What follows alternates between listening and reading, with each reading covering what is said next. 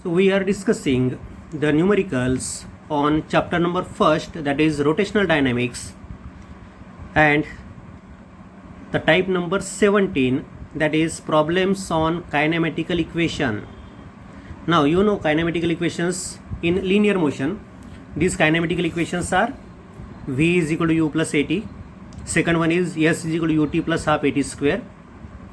And third one is v square is equal to u square plus twice s. These kinematical equations for angular motion can be represented as v means final velocity, u means initial velocity. So omega 2 means final angular velocity, omega 1 means initial angular velocity. A linear acceleration होतं, so alpha is angular acceleration and t is interval of time. Linear displacement is replaced by angular displacement theta, and omega 1 t means ut plus half alpha t square. Half a t square means half alpha t square. And third equation, omega 2 square means v square is equal to u square means omega 1 square plus twice as, so twice alpha theta. Okay, so these are three kinematical equations you can use in circular motion or angular motion, but the condition is, काय condition असते? These kinematical equations are used only when the acceleration is constant, linear acceleration is constant असेल तर हे कायनेमॅटिकल equation आपल्याला वापरता येतात. त्याच प्रकारे जर अँग्युलर ॲक्सलरेशन कॉन्स्टंट असेल तर तुम्हाला हे फॉर्म्युला वापरता येतात, अन्यथा वापरता येत नाही. लक्षात ठेवा, if angular acceleration is constant then only you can use these kinematical equations for angular motion, otherwise no. Okay, the first example is a particle perform circular motion with constant angular acceleration of 4 radian per second square. Constant angular acceleration of 4 radian per second square म्हटलं म्हणजे लक्षात घ्या कायनेमॅटिकल equation आपल्याला वापरता येतात. And that constant angular acceleration means alpha is given 4 radian per second square. Alpha is given 4 radian per second square. If the radius of the circular path is 20 centimeter, so radius is 0.2 meter, and the initial angular speed is 2 radian per second. Initial angular speed म्हणजे omega 1 is 2 radian per second. Find angular speed after 0.5 second, म्हणजे नंतरचा angular speed आपल्याला काढायचा. Means you have to find omega 2 after time interval 0.5 second. So small t 0.5 second नंतर omega 2 किती असेल ते काढायचं आहे. And tangential acceleration of the particle, तर त्या पार्टिकलचं टँजेन्शियल ॲक्सलरेशन किती असेल ते पण आपल्याला शोधायचं आहे. अजून अँग्युलर डिस्प्लेसमेंट पण शोधायचं आहे. Angular displacement means theta you have to find in 0.5 second. 0.5 सेकंडमध्ये किती अँग्युलर डिस्प्लेसमेंट होईल ते पण आपल्याला शोधायचं आहे. म्हणजे 3 पार्ट आपल्याला त्या ठिकाणी बघायचे आहेत. एक्झाम्पल एकच आहे. ओके, आपल्याला इनिशियल अँग्युलर वेलॉसिटी दिलेली आहे, टाइम इंटरवल दिलेला आहे आणि अँग्युलर ॲक्सलरेशन पण दिलेलं आहे. म्हणजे omega 1 is given, alpha is given, t is given, and you have to find angular velocity after some time, means omega 2 you have to find. So use first equation, omega 2 is equal to omega 1 plus alpha t. So omega 2 is equal to omega 1 is 2, alpha is 4, t is 0.5. So 2 plus 4 into 0.5 means 2 plus 2 4 radian per second. म्हणजे त्या बॉडीची angular velocity 0.5 second नंतर किती होईल? 4 radian per second. Now you have to find angular displacement in 0.5 second. So use second equation, means theta is equal to omega 1 t plus half alpha t square. Omega 1 is given 2, t is given 0.5, half alpha is given 4 and t is given 0.5. That's a square. So 0.5 into 2 means 1 plus 2 to the 4 means 2 into 0.5 is a square 0.25. 2 into 0.25 means 0.5. So 0.5 plus 1 means 1.5 radian. So this is the angular displacement of the body during 0.5 second. Now you have to find also tangential acceleration. The tangential acceleration is given by at is equal to r alpha.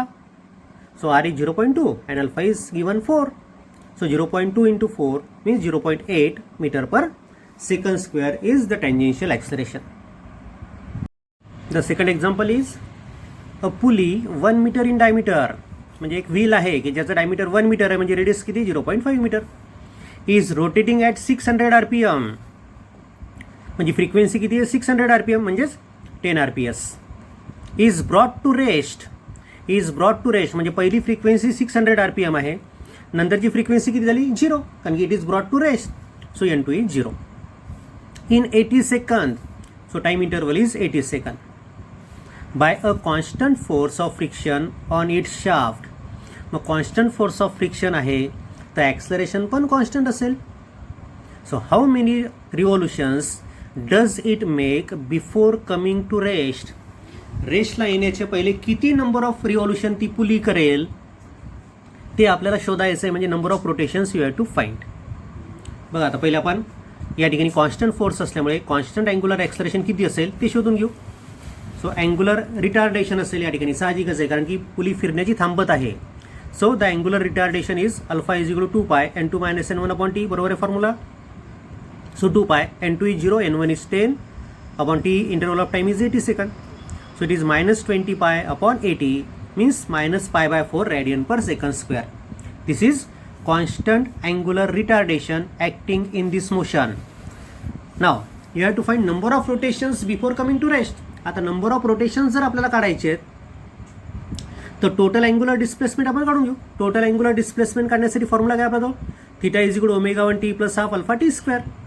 मग total angular displacement आपण शोधू आणि त्या total angular डिस्प्लेसमेंटवरनं आपल्याला number of rotations काढता येतील. कसे काढता येतील तर टोटल अँग्युलर डिस्प्लेसमेंट जे काही येईल ते रॅडियनमध्ये येईल, त्याला जर आपण 2π भागलं तर आपल्याला नंबर ऑफ रोटेशन्स मिळतील, कारण की एका रोटेशनमध्ये अँग्युलर डिस्प्लेसमेंट किती होतं 2π रॅडियन. ओके, पाहू आपण समोर. So we are finding the angular displacement. ω1 means 2π N1 into T plus half alpha T square. So 2π N1 is 10, T is 80, half alpha is minus π/4 into 80 T square. So it is 1600 pi. Okay, minus this is 800 pi. So 1600 pi minus 800 pi means 800 pi radian. So this is total angular displacement covered by that wheel in time interval 80 seconds.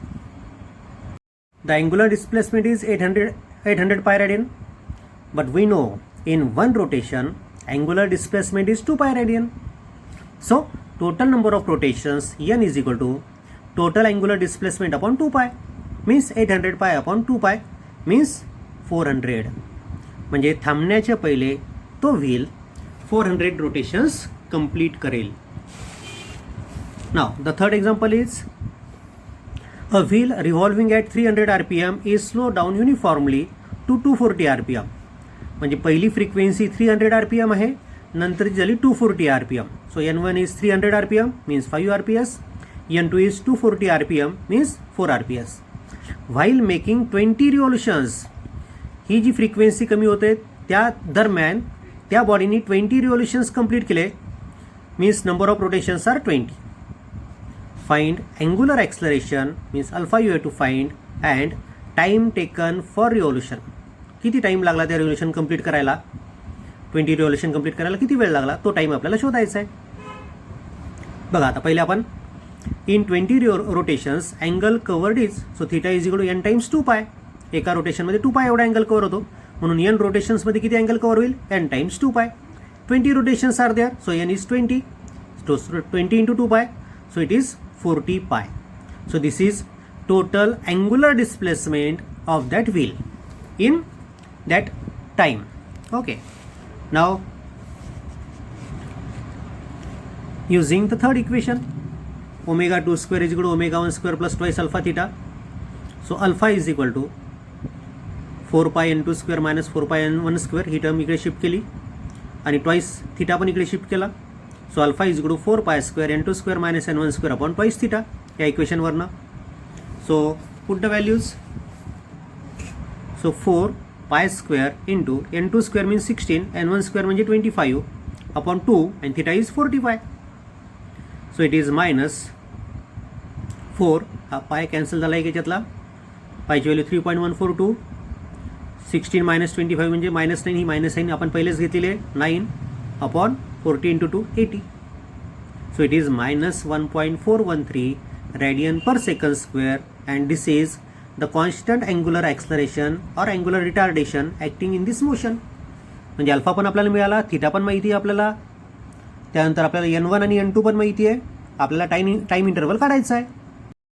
So using the first equation ω2 is equal to ω1 plus alpha T, you have to find T. So ω2 means 2 pi N2, ω1 means 2 pi N1 plus alpha T. So T is equal to 2 pi N2 minus N1 upon alpha. So 2 पाय म्हणजे 6.284, N2 minus N1 means 4 minus 5 upon alpha. Alpha is minus 1.413.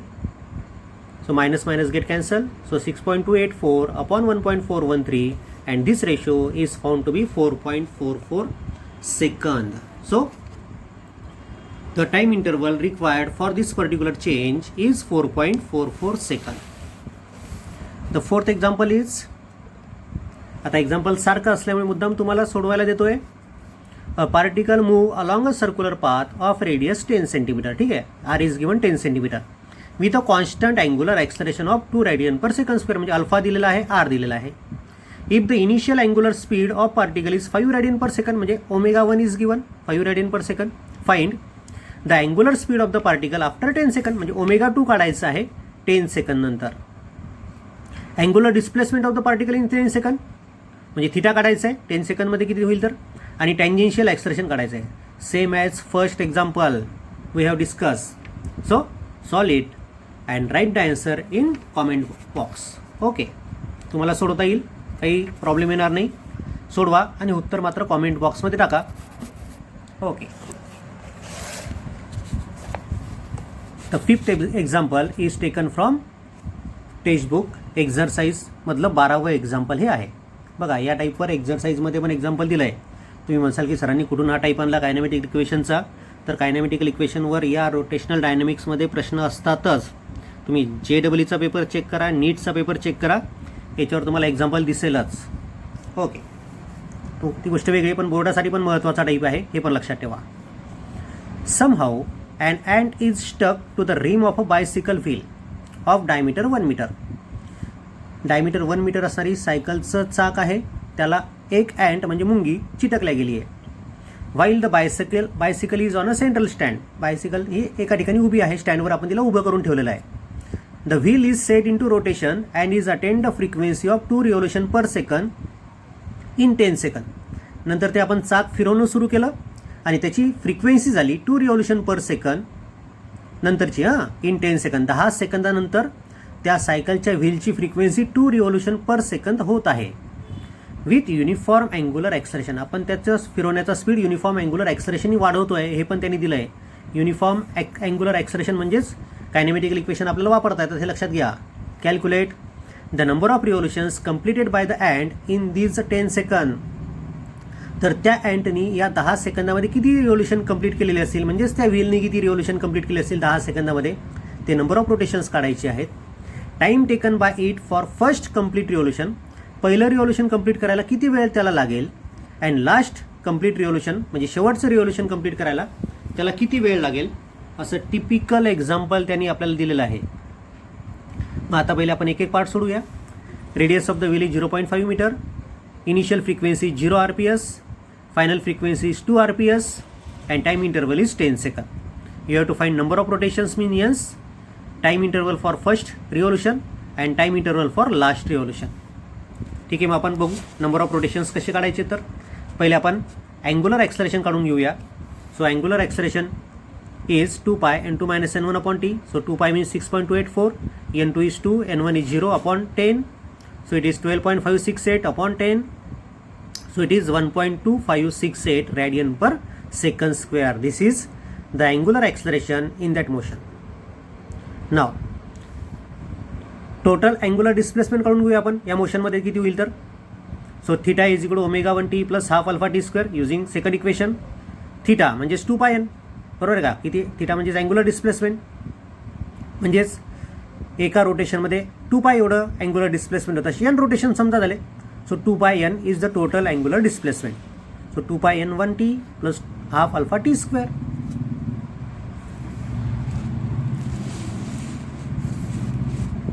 So it becomes n is equal to 2 पायने divide करा इकडे. So 2 pi n1t upon 2 पाय alpha T square upon 4 पाय. हा 2 आणि हा 2 पाय म्हणजेच 4 पाय. n1 is 0, so this term get cancelled or it becomes 0. Alpha is 1.2568, t square means 100, 4 pi means 4 into 3.142. So it is 125.68 upon 12.568 means 10. म्हणजे number of rotations ती बॉडी कंप्लीट करेल 10 in that particular interval of time. Okay, 10 rotations त्या बॉडीने cover केलेले असतील. आता आपल्याला काय शोधायचं आहे, पहिल्या रोटेशन्ससाठी किती वेळ लागेल. आता पहिल्या रोटेशनसाठी किती वेळ लागेल, तर एका रोटेशनमध्ये अँग्युलर डिस्प्लेसमेंट किती होतं, थीटा होतं 2 पाय. एका रोटेशनमध्ये कव्हर केलेला अँगल 2 पाय. अल्फा किती आहे 1.2568, हा आपल्याला दिलेलाच आहे. आणि टाईम इंटरवल किती लागेल ते आपल्याला विचारलेलं आहे. So using second equation, theta is equal to ω1t plus half alpha T square. Theta is 2 pi, कारण की पहिल्या रोटेशनचाच विचार करायचा आपल्याला, म्हणून टोटल अँग्युलर डिस्प्लेसमेंट असेल 2 पाय. आणि या एका रोटेशनला किती वेळ लागतो तो टाईम काढायचा, म्हणजे this T we have to find. So ω1 means 2 pi n1 t plus half alpha T square divide by 2 pi. 2 पायने डिवाइड केलं इक्वेशनला, हा 2 पाय कॅन्सल होईल, हा 2 पाय कॅन्सल होईल, इथे 2 पाय डिनॉमिनेटरमध्ये येईल. So 1 is equal to n1t plus alpha T square upon 4 pi. So alpha T square upon 4 pi is equal to 1, कारण की n1t is 0, this term is 0, कारण की n1 is 0. So alpha t square upon 4 pi is equal to 1. So t square is equal to 4 pi upon alpha. So t is equal to square root मध्ये 4 pi means 3.142 upon alpha. Alpha is 1.2568. Solving this, so it becomes 12.568 upon 1.2568. So root of 10 second. म्हणजे पहिलं rotation complete करायला त्या व्हीलला वेळ लागेल route 10 second. नंतर आपण आपल्याला लास्ट रिव्होल्यूशनला किती वेळ लागेल तो काढायचा आहे. टोटल रोटेशन्स 10 झालेले आहेत, लास्टला किती वेळ लागेल ते काढण्यासाठी आपण काय करतो बघा, 10 रोटेशन्स करायला किती वेळ लागेल हे आपल्याला माहिती आहे.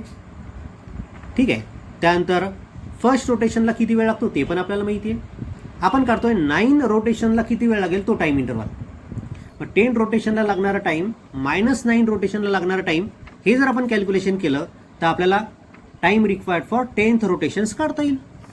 सो युझिंग सेकंड इक्वेशन, पुन्हा theta is equal to ω1t plus half alpha T square. We are finding time required for 9 revolution. So 9 times 2 pi, theta म्हणजे 9 टाइम्स 2 पाय असेल, बरोबर आहे. n टाइम्स 2 पाय म्हणजेच 9 टाइम्स 2 पाय. ω1 0 आहे, कारण की n1 0 आहे.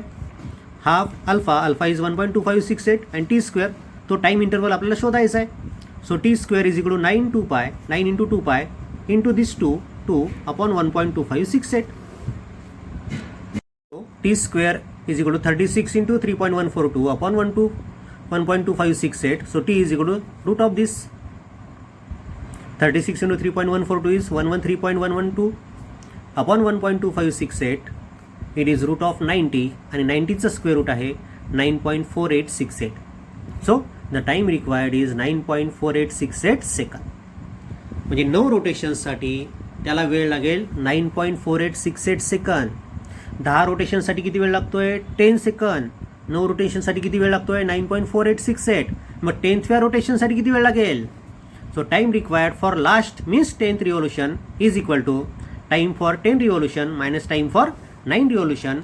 Time for 10 revolution is 10 second and time for 9 revolution is 9.4868 second. So the difference is 0.5132 second. So answer is time required for first revolution is root 10 second and time required for last revolution is 0.5132 second. हे exercise मधलं example आहे. Okay.